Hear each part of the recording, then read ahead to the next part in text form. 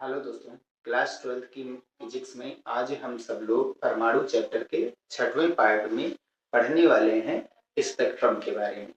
आप सभी बच्चों का हमारे अपने प्यारे से यूट्यूब चैनल पर स्वागत है। तो स्पेक्ट्रम होता क्या है?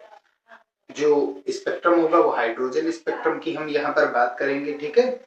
और साथ ही साथ स्पेक्ट्रम के प्रकार क्या होते हैं उसकी भी बात करेंगे, यहाँ पर हम सब लोग पढ़ेंगे, ठीक है। तो स्पेक्ट्रम होता क्या है? परमाणु स्पेक्ट्रम होता क्या है? तो किसी परमाणु द्वारा उत्सर्जित या अवशोषित ऊर्जा, ठीक है, कि विभिन्न तरंगदैर्ध्यों के क्रम को परमाणु स्पेक्ट्रम कहते हैं और इसके दो प्रकार हैं। अब इसका मतलब क्या हुआ? अगर हमको ये चीज पता है कि किसी भी धातु पर अगर हम प्रकाश डालते हैं तो इलेक्ट्रॉन का उत्सर्जन होता है, प्रकाश विद्युत प्रभाव में पढ़ा है, ठीक है। अब उससे उस परमाणु से हम इलेक्ट्रॉन तीन तरीकों से निकाल सकते हैं। पहला गर्म करके, दूसरा प्रकाश डाल करके और तीसरा विद्युत क्षेत्र करके। तो हम यहाँ पर क्या डालेंगे? प्रकाश डालेंगे। प्रकाश डालेंगे, अगर हम प्रकाश डालेंगे तो क्या होगा? परमाणु उस ऊर्जा को अवशोषित करेगा, ठीक है। और वो ऊर्जा जाएगी किसके पास? इलेक्ट्रॉन की गतिज ऊर्जा में जाएगी। और ये चीज हमको पता है कि इलेक्ट्रॉन ऊर्जा प्राप्त करेगा जैसे, तो या इलेक्ट्रॉन कह दीजिए या परमाणु कह दीजिए, उत्तेजित अवस्था में आ जाएगा। यही चीज तो हमने पिछले वीडियो में पढ़ा था, वो उत्तेजित अवस्था में आ जाएगा। और उत्तेजित अवस्था से वो फिर से अपनी मूल अवस्था में आएगा, उसके लिए वो समय लेगा 10⁻⁻8 सेकंड। यानी ऊर्जा लिया, एक ऊर्जा स्तर से दूसरी ऊर्जा स्तर में गया, यानी एक कक्षा से दूसरी कक्षा में इलेक्ट्रॉन जाएगा और फिर वहां पर थोड़ी देर ठहर करके पुनः वापस आएगा, क्योंकि वहां वो स्थायी नहीं रह पाता। तो वो फिर से वापस आएगा तो जो ऊर्जा उसने अवशोषित की है वो उत्सर्जित कर देगा, ठीक है। तो उसका हमको क्रम बनाना है और जो क्रम बनेगा वही हमारा क्या कहलाएगा? परमाणु स्पेक्ट्रम, यानी कि एटॉमिक स्पेक्ट्रा, ठीक है भैया। तो इसी अवशोषण और उत्सर्जन से इसको दो भागों में बांटा गया। एटॉमिक स्पेक्ट्रम को दो भागों में बांटा गया, पहला अवशोषण स्पेक्ट्रम और दूसरा उत्सर्जन स्पेक्ट्रम।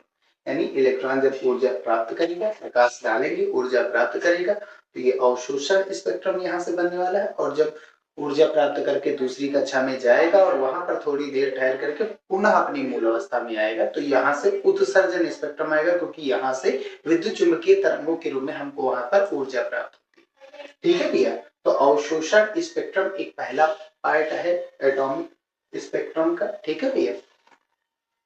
और ये हाइड्रोजन की ही बात होगी यहाँ पे, ठीक है। हमारे सिलेबस में हाइड्रोजन के ही स्पेक्ट्रम हो रहा है, होगा मतलब पढ़ाने वाले। तो अवशोषण स्पेक्ट्रम क्या होता है? जब किसी सतत स्पेक्ट्रम देने वाले प्रकाश को, अब सतत स्पेक्ट्रम देने वाला प्रकाश, इसका मतलब क्या हुआ? सूर्य का प्रकाश। सतत स्पेक्ट्रम का मतलब क्या हुआ? मेन बात है सतत स्पेक्ट्रम। सतत स्पेक्ट्रम का मतलब होता है जिसमें सभी प्रकार की तरंग दैर्ध्य, तो ऐसा होता है सूर्य के प्रकाश में, ठीक है। क्योंकि सूर्य के प्रकाश में पैटर्न बना होता है। भाई स्पेक्ट्रम का मतलब होता है पैटर्न एक, ठीक है, लाइट का अलग अलग तरंग दैर्ध्य, ठीक है, अलग अलग प्रकाश, अलग अलग तरंगों के, ठीक है भैया।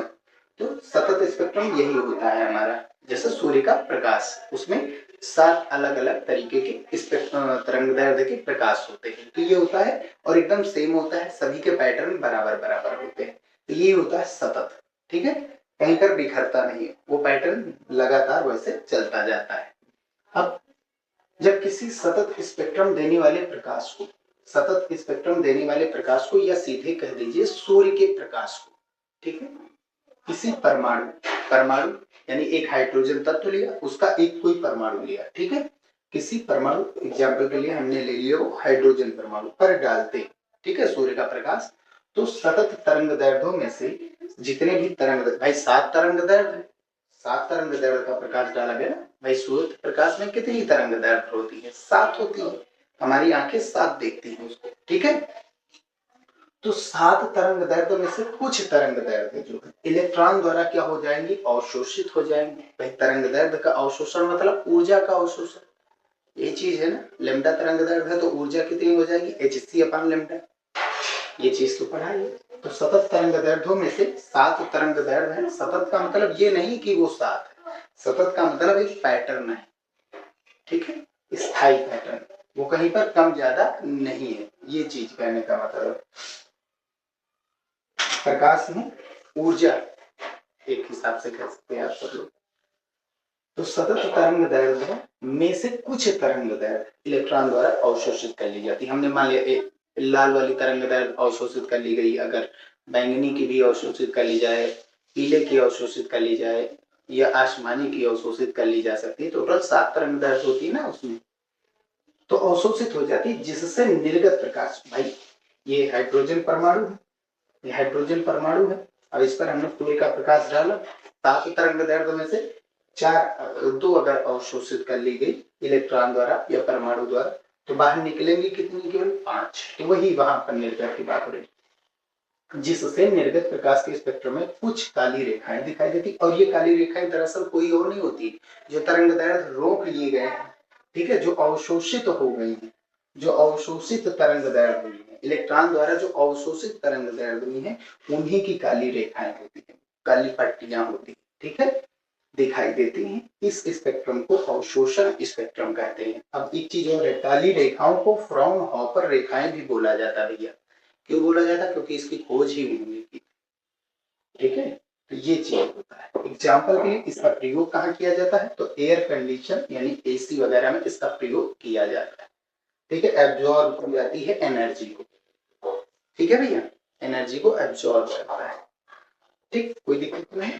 अब जैसे सूर्य का प्रकाश है, बल्ब है, ले सकते हैं आप सब लोग, ठीक, सोडियम लैंप ले सकते हैं, ये चीजें ले सकते हैं। तो ये अवशोषण स्पेक्ट्रम होता है। अब इसका चित्र कैसे होगा? अभी तरंगदैर्घ्य हम आगे देखेंगे, उत्सर्जित या अवशोषित विकिरण की जो तरंगदैर्घ्य होती है वो लास्ट में देखेंगे, पहले यहाँ पर देखिए। अगर ये नाम है और ये पहली कक्षा है, ये दूसरी कक्षा है, ये तीसरी कक्षा है, ये चौथी कक्षा है, ठीक है, आराम से देखते हैं। ये कौन सी कक्षा है?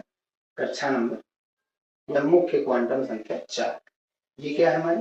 n बराबर 1 पहली कक्षा, n बराबर 2 दूसरी कक्षा, n बराबर 3 तीसरी कक्षा, n बराबर 4, ऐसे ही डॉट डॉट डॉट चलते चले जाएंगे, ठीक। अब क्योंकि हाइड्रोजन एटम है, हाइड्रोजन एटम के लिए, भाई हाइड्रोजन एटम है तो जाहिर सी बात है भैया इसकी पहली कक्षा में इलेक्ट्रॉन होगा, यहाँ पर होता है इलेक्ट्रॉन, पहली कक्षा में इलेक्ट्रॉन होता है। और ये इलेक्ट्रॉन ऊर्जा, जो भाई हम प्रकाश डाले तो ये इलेक्ट्रॉन ऊर्जा पाएगा, ऊर्जा पा करके ये इलेक्ट्रॉन कहाँ जा सकता है? तो ये ऊर्जा पा करके इलेक्ट्रॉन जा सकता है n बराबर 2 में, और कहाँ जा सकता है? 3 में जा सकता है, और कहाँ जा सकता है? 4 में जा सकता है, और कहाँ जा सकता है? 5 में जा सकता है। ऐसे देख सकते हैं यहाँ पर, ये 5, ठीक है, n बराबर इसको हम 5 नाम दे सकते हैं। तो ये इलेक्ट्रॉन यहाँ पर जा सकता है। और दरअसल ये जो पैटर्न प्राप्त हुई अलग अलग लाइन की, अलग अलग रेखाएं की, उनकी तरंगदैर्घ्य भी अलग अलग है।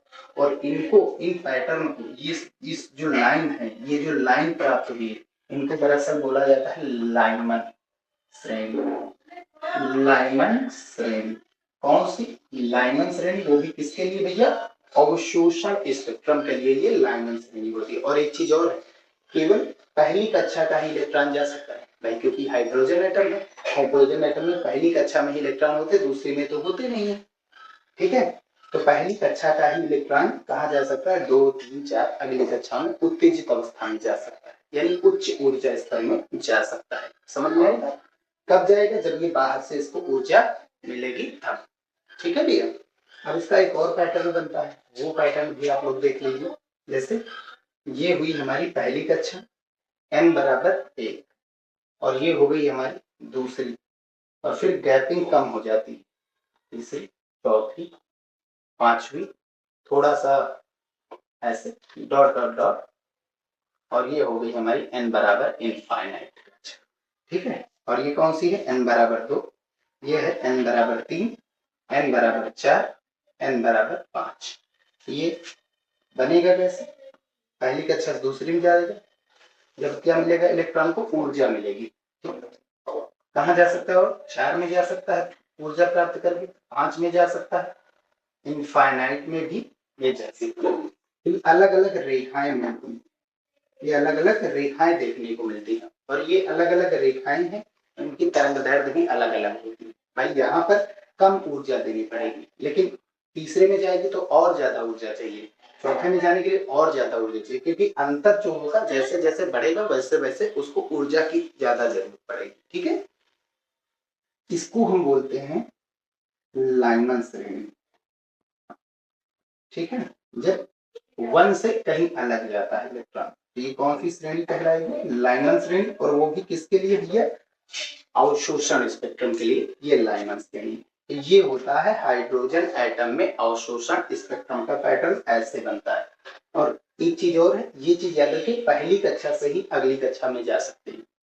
पहली कक्षा हो जाती है हाइड्रोजन एटम की मूल अवस्था होती है 1, n बराबर 1, और उत्तेजित अवस्था जो बाकी है वो उत्तेजित अवस्था। ठीक है, तो ये चीज नोट कर लीजिए।